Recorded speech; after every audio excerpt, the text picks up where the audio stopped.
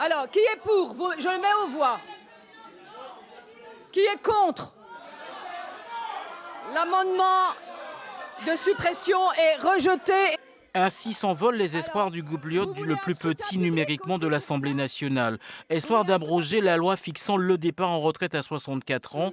Ce scénario permet à la majorité de garder la main sur la réforme des retraites, une issue rendue possible par le soutien des députés LR, triés sur le volet et favorables à la loi.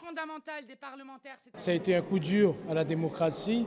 La majorité, ou plutôt la minorité présidentielle, a utilisé toutes les facettes pas très correctes pour casser, briser cette proposition du groupe Lyot.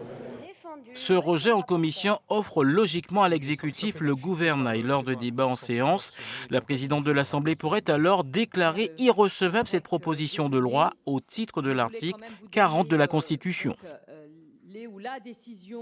C'est tout à fait mesquin, de mauvaise foi et antidémocratique de dire que, ah oui, ce texte crée une charge. Parce que tous les textes présentés créent des charges et pourtant, récemment, beaucoup sont passés sans qu'ils aient relevé cet article 40. Donc en clair, en réalité, ça confirme ce que je disais. Ils utilisent des mesquineries légistiques pour enjamber la démocratie. Ulcérée, l'opposition a déserté la salle après avoir tenté, comme elle le pouvait, de contre-attaquer avec plus d'1 millier de sous-amendements dans cette proposition de loi. J'observe que dans cette assemblée, il y a aujourd'hui des gens qui tentent de former une majorité de rejet autour de Charles de Courson. Mais je ne suis pas certain qu'entre Mathilde Panot et Marine Le Pen, il puisse y avoir une majorité claire et susceptible de proposer un projet effectif pour les Français.